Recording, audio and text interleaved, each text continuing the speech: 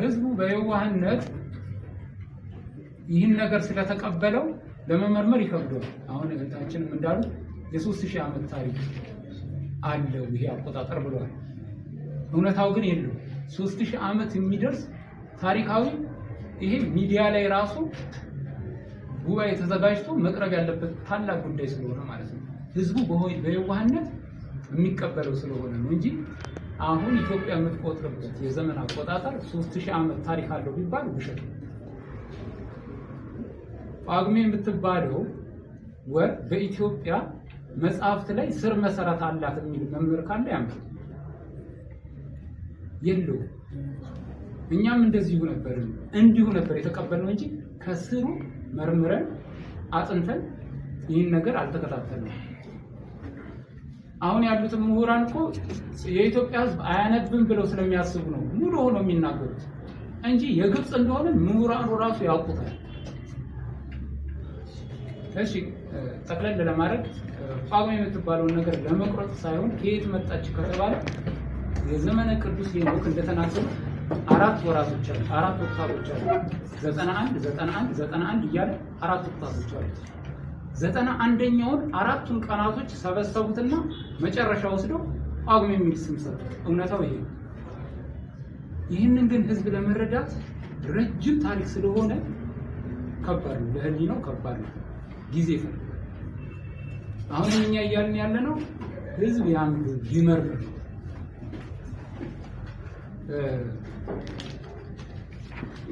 ወንድሜ መጽሐፍ ቅዱስ ያው አብዛኛው የመጽሐፍ ቅዱስ ነገር የመጣው ኢትዮጵያውያን እኛ የያዝነው ከእስራኤል ነው የሚል ነጥብ አንስተዋልና ዘመን መቁጠሪያውን ለምን ከግብጽ ጋር ብቻ አያያዛችሁት? የእስራኤል የዘመን አቆጣጠር አለ አይደለም ይላልና አንዱ ምስክር ኢትዮጵያ አሁን ላይ በግብጽ የዘመን አቆጣጠር እንደምትቆጥር አንዱ ማሳያ መስከረም 1 ዘመን መለወጫ ኢትዮጵያ ስታደርግ ግብጽ ኮፕቲክም ዘመን መለወጫው ነው። ከዕብራውያን ጋር ዕብራውያን ያለፈ ቢሆን ከዕብራውያን ጋር ህብረት የለውም። ዕብራውያኑ የት ነው የሚሄዱ? ሚያዝያ ላይ ነው የሚሉት አሁን ነው። ስለዚህ መስከረም 1ን ኢትዮጵያ እዚህ አዲስ ዓመት ስትል ኮፕቲኮቹም አዲስ ዓመት ይላሉ። ስር መሰረቱ ከኋላ ስለሆነ ማለት ነው። ስለዚህ ሁለቱ አቆጣጠሮች ግንኙነት የላቸውም ማለት ነው። ያው ይህን መጽሐፍ ጽፌ የነበረውን ነገር ለማብራራት ሞክራለሁ። ያው እንደተጠቀሰው ከ3 እስከ 4 ዓመታት ጊዜ የፈጀ ነው ማለት ነው። ይህ መጽሐፍ ተጽፎ እስኪያልቅ ባለውና የነበረው ጊዜ ያን ይመስላል። ይህን መጽሐፍ የጻፍኩት ከጥንት የኢትዮጵያ የብራና መጻሕፍት በማመሳከር ነው። ያው ጥንታውያን ኢትዮጵያ ጥንታውያን ብራና መጻሕፍት አላት ይታወቃል። ያው ከነዚህ ጋር በማመሳከር የጻፍኩት መጽሐፍ ነው ማለት ነው። እንግዲህ መጽሐፉ ላይ ካለው የተወሰነውን ነጥብ ላንሳና በብራና መጻሕፍት ወይም በብራናው መጽሐፍ ሄኖክ ያው ቀዳሚ የሆነው በጊዜ የተጻፈው መጽሐፍ ሄኖክ የብራናው እንደሆነ ይታወቃል። የኢትዮጵያው መጽሐፍ ሄኖክ በጊዜ የተጻፈው ደግሞ ከአርማይኩም ከግሪኩም ያው ዴድ ሲ ስክሮልስ ውስጥ ከተገኘው ውስጥም የቀደመው እንደሆነ ያው በመረጃ አሁን ለዓለም ግልጽ የሆነ ነገር ነው እና ያው ከነዚህ ጋር በማጣቀስ እንደ ብራና መጽሐፍት ከሆነ እንደ ብራና መጽሐፍ ሄኖክ ከሆነ በዘመን አቆጣጠር ውስጥ ጳጉሜ ወይም ተረፈ ዕለት ትርፍ ቀን የሚባል ነገር የለም ማለት ነው በብራና መጽሐፍት መሰረት እና ይህንን ለመናገር ፈልጋለሁ። ሌላው ምንድነው ያው ብዙ ጊዜ ያው በቅርብ ልናገኝ የምንችላቸው የብራና መጽሐፍት አብዛኛው ከ100 ዓመት በፊት የነበሩ ናቸው። ያው እነሱን በቅርብ እናገኝ እንችላለን። ምናልባት እኔም እነሱን ቶሮንቶ ላይ ጉንዳግንዴ ላይብረሪ ውስጥ ከነበረው ነው ያገኘሁት። ከዛ ማመሳከር ነው የሰራሁት። ያው ግን እስከ 7 እስከ 8 ምዕተ ዓመታት በፊት የነበሩ የብራና መጽሐፍት ብዙ ጊዜ ቅርብ አናገኛቸውም። ያው እነሱም አብዛኛው ያው ስውራን ቤተ መቅደሶችና የጣና ገዳማት ደሴቶች ውስጥ ስላሉ ነው። ነገር ግን ያው እነዛ ደሴቶች ውስጥ ያሉት ምንድነው ለህዝብ ይፋ አልሆኑም። ለትውልድ ወይም ማወቅ ለሚፈልገው ለወጣቱ ይፋ አልሆኑም ማለት ነው። ምናልባት ያው በመልኩ ይሁን የሚለውን ነገር ወደፊት የምንወያይበት ይሆናል። ሌላው ይህ አቆጣጠር የጻፉት ስለ ቅዱስ ሄኖክ አቆጣጠር ነው ወይም የሄኖክ ካላንደር የሚሉት ምዕራባውያን። ይህ አቆጣጠር ሁሉም ሰው ሊቆጥርበት የሚገባ ነው። በአመት ውስጥ 12 ወራት ያሉት 91 ቀናትን የያዙ 4 ወቅታት ያሉት አቆጣጠር ነው። እንደዚህ ሁሉ ዓመቱ በ364ኛው ቀን ላይ የሚፈጽም ሌላው ደግሞ በየዓመታት ውስጥ የዕለታቱ መዋያና የወራቱ የቀን ቁጥር የማይለዋወጥ የማይዋጅቅ ወጥ የሆነ ማለት ነው። ለምሳሌ መጋቢት አንድ እሑድ ልደቴ ቢሆን በቀጣይ ዓመት መጋቢት አንድ እሑድ ቀን ላይ ልደቴን አከብራለሁ ማለት ነው። ይህን ወጥ የሆነ አምረው ከዚህ አንጻር እንደሆነ እንዲታወቅ ነው። ሌላው ያው ማንኛውም ሰው የዕለቱን ቁጥር ወይም የቀኑን ቁጥር ማወቅ ቢፈልግ ግልጽ በሆነ መልኩ ቀላል በሆነ መልኩ መረዳት ይችላል። ለምሳሌ ዛሬ ምንድን ነው የሚለውን ለምሳሌ የዛሬውን ቀን ለማስላት ቢፈልግ ዛሬ ሐሙስ ነው ወይም ደግሞ በቅዱስ ሄኖክ ዕለቱ ሐሙስ ስለሆነ ለምሳሌ ባላሳብ ቀዳሚ እንደሚባለው ለዚህ ማስረጃውን በቀላሉ ማንኛውም ሰው ቆጥሮ ይደርስበታል ማለት ግልጽ በሆነ መልኩ በቀላሉ ወረቀትና እስክሪብቶ ሳያስፈልገው ቆጥሮ የሚደርስበት ለሁሉም ሰው ቅዱስ ሄኖክ በብራና መጽሐፍት ላይ ሲጽፍ የሰው ልጅ ሁሉ ሊቆጥርበት የሚገባ ብሎ ነውና ያ ማለት ለሰው ልጅ ሁሉ ቀለል አድርጎ ግልጽ በሆነ መልኩ እንዳስቀመጠው ነው የምንረዳው እና ቀለል ያለ አቋጠር ነው ለማለት ነው። ሌላው ምንድነው ያው መምህር ለምከት ገልጸውታል። ያው ቆጥረንበት ነው እየተናገርን ያለነው በዚያ አቋጠር ተጠቅመንበት አይተነው ነው እየተናገርን ያለነው። ያው በዚህም ጥያቄም ቢመጣ ያው ማንንም አይረታም ማለት ነው። ይሄንን ሙሉ ሆነ ልናገር እንችላለን። ሌላው ያው በአሁኑ ሰዓት ኢትዮጵያ እየቆጠረችበት ያለው አቋጠር የራሱ አይደለም የሌላ ሀገር ነው። ኢትዮጵያ ማለት አንችልም። ገልጸውታል መምህር ፍቅረማርያም ምንድነው የወቅት መንሸራተት አለበት። ለምሳሌ ሲዝናል ድሪፍት ይሉታል ምዕራባውያን ወቅቶች እንሸራተታል። ለምሳሌ ክረምት ነው ስንል ወይ ክረምቱ ወጥቷል እንደዚህ አይነት ነገሮች አሉ ማለት ነው።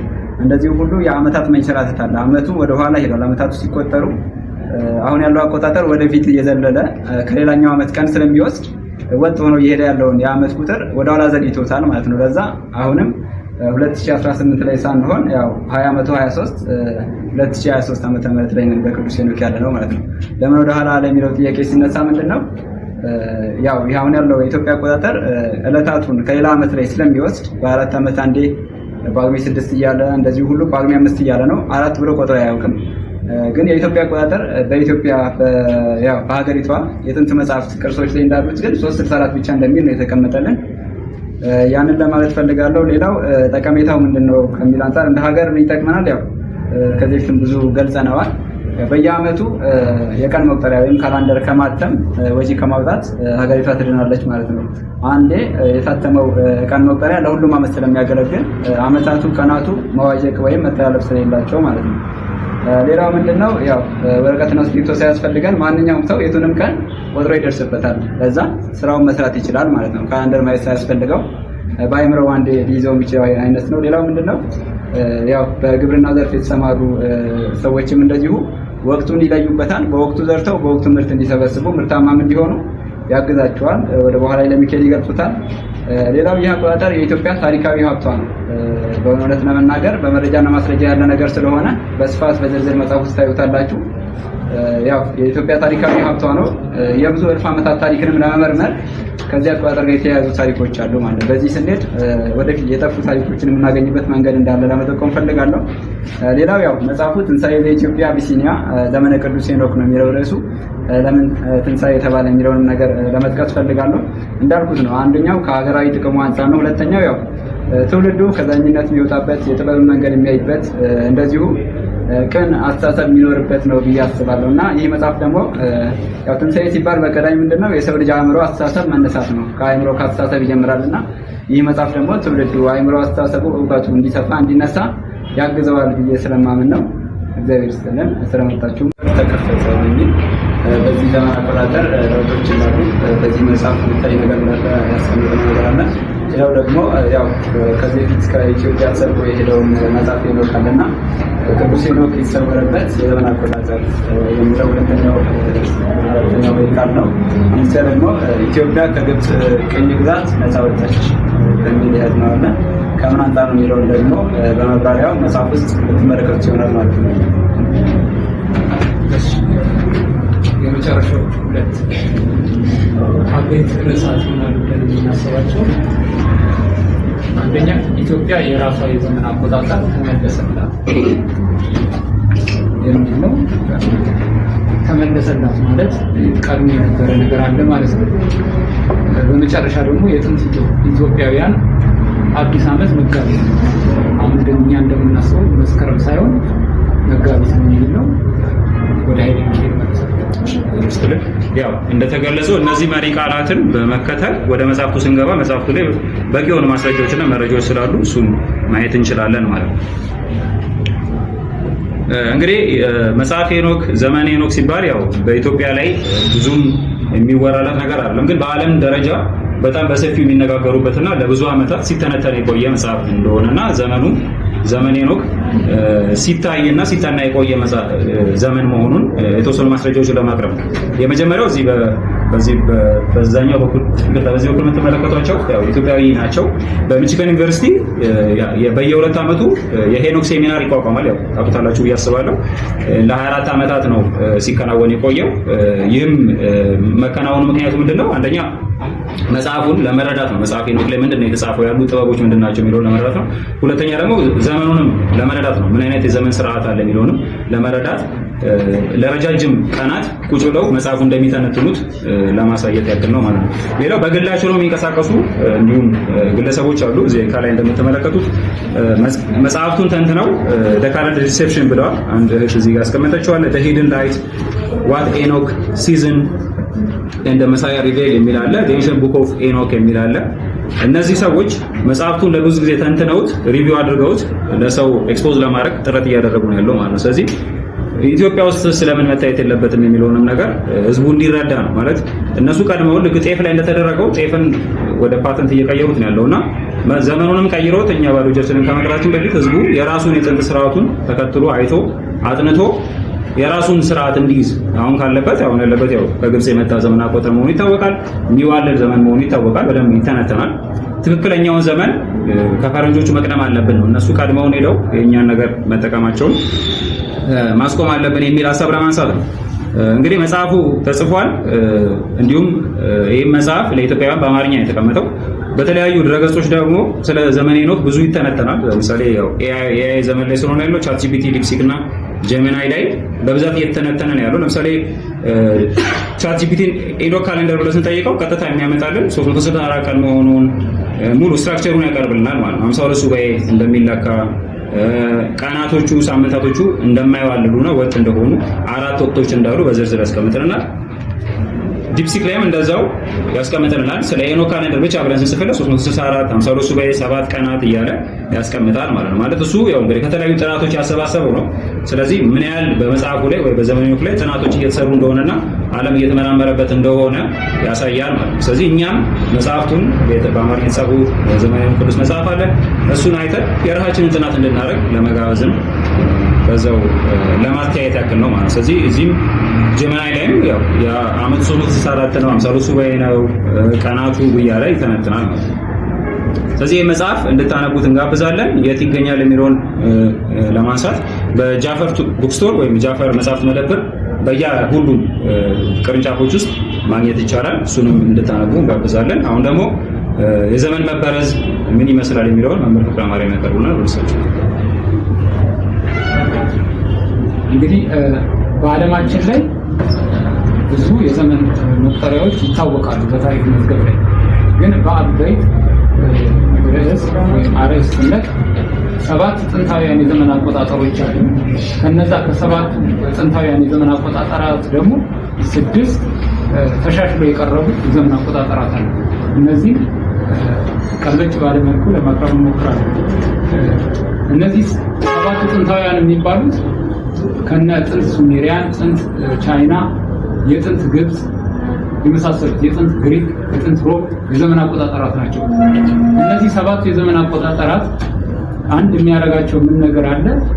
በየጊዜው ይንሸራተታሉ ማለት ወራቶቹ ከወቅቶቹ ከዓመት ዓመት እየተለያዩ ይመጣሉ። አሁን ላይ ክረምት ሐምሌ ላይ ከጀመረ ከ3 ዓመት በኋላ ዓመቱ ቀድሞ ይጀምራል። ክረምቱ ቀድሞ ይጀምራል ማለትም ወደ መጋቢት ሊመጣ ይችላል። ለዚህ መፍትሄ ሲሉ ኢንተርካለሪመንት ወይም ደግሞ በዘመናት መካከል የሚጨመሩ ወራቶች ብለው በየጊዜው በየወቅቱ ይጨምሩ ነበር።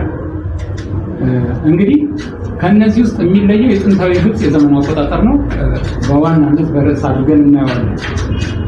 ይህ የጥንታዊ ግብጽ ዘመን አቆጣጠር ከ2500 ቅድመ ልደተ ክርስቶስ በፊት የነበረ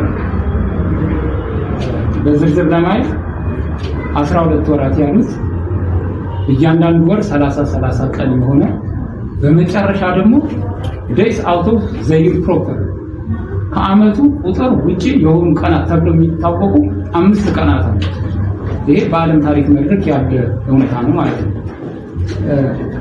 እነዚህ 5 days out of the year proper የሚባሉ ቀናት በታሪክ ላይ ከጸሐፊያንና ከፈላስፎች አንደበት ወይም ደግሞ ከጽሁፋቸው ስንመለከት ከ40 እስከ 120 ቅድመ ልደተ ጊዜ የነበረው ፕሉታርክ የሚባለው የግሪክ ፈላስፋና ጸሐፊ እንዲህ ብሎ አስቀምጦታል። እነዚህ 5ቱ ቀናት ለግብጿ የሰማይ ጣዖት ኑት ሲባል የተጨመሩና ቀናቶቹ የጣዖታቱ የልደታቸው ቀን እንደሆነ በጽሁፉ አስቀምጧል ማለት ነው። እንግዲህ ይህ ፕሉታርክ የሚባል ፈላስፋ ከመድኃኔ ዓለም ልደት በፊት የነበረ ነው ማለት ነው። ዓመተ ምህረት ሳይመጣ በፊት የነበረ ነው። ይሄ ግብፃውያኑ በታሪክ መዝገባቸው ላይ ያለ የተቀመጠ ነገር ነው ማለት ነው። እሺ እነዚህ 5ቱን የሚያመልኳቸው የነበሩትን ጣዖታት ለመመልከት ኢፓጉሜናል ዴይ 1 ኦሳይረስ የሚሉትን ጣዖት ነው የሚያመልኩት። ኢፓጉሜናል ዴይ 2 ጳጉሜ 2 ሆረስ የሚሉት ጣዖት ነው የሚያመልኩት። ኢፓጉሜናል ዴይ 3 ሴት የምትባለው የበረሃ የማዕበል የብጥብጥ ጣዖት ነው የሚያከብሩት ወይም የሚያመልኩት።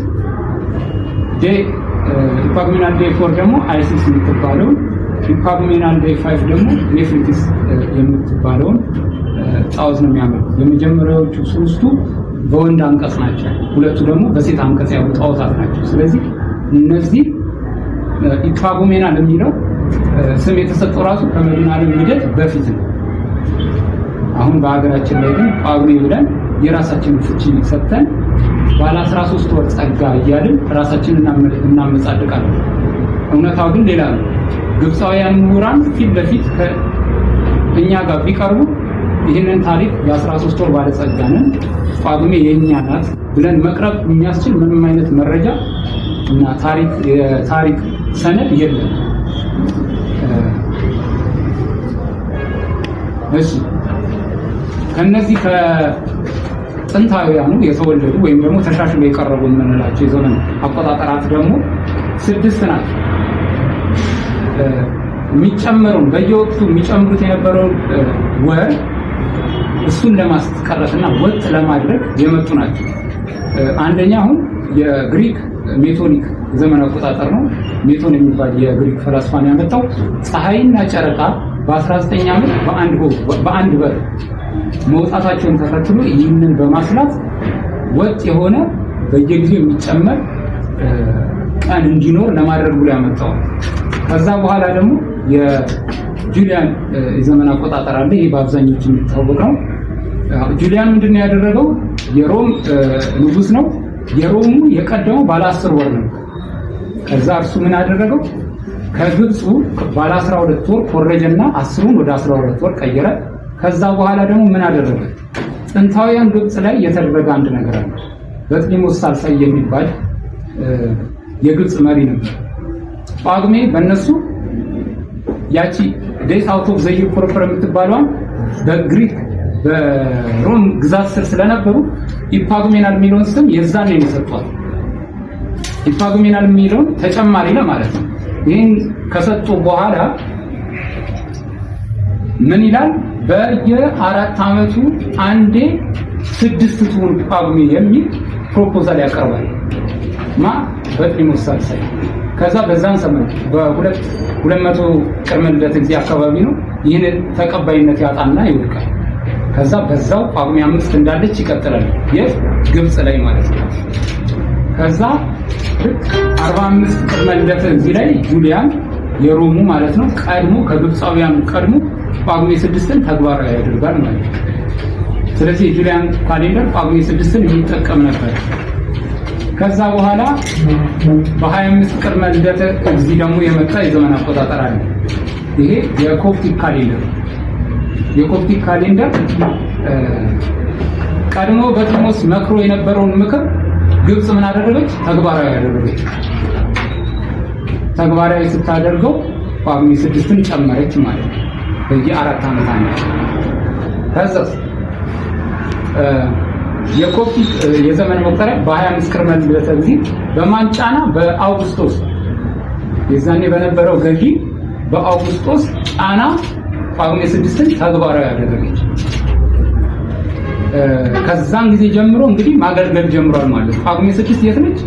ያኔ ጥንታዊ ግብፃውያን በ25 ቅድመ ልደተ እግዚእ መተግበር የጀመሯት ማለት ነው። 13ኛው ወር ይሏት ነበር።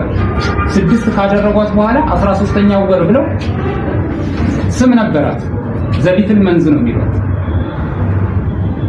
እኛ ያን የሰጧትን ጳጉሜናል የምትለዋን ተርጉመን ጳጉሜ ብንላትም ቀድሞ ግን እነሱ ዘሊትል መንዝ ብለው ስም ሰጥተዋታል።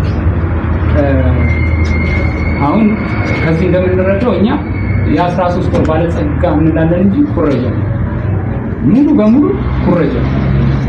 እሺ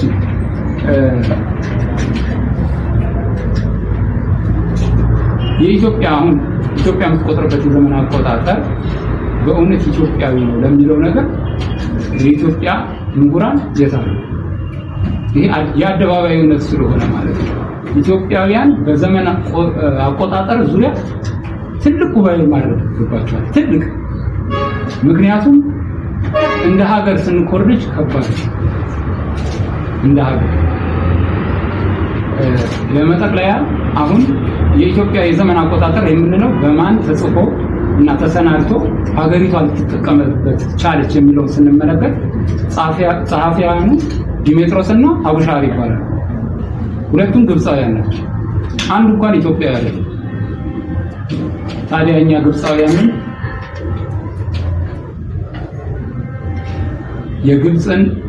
ግብፃውያኑ ያሰሉትን የእነሱን የዘመን አቆጣጠር እንደ ሀገር ኩራት አድርገን የምንይዘው እኛ ግብፃውያን ነን።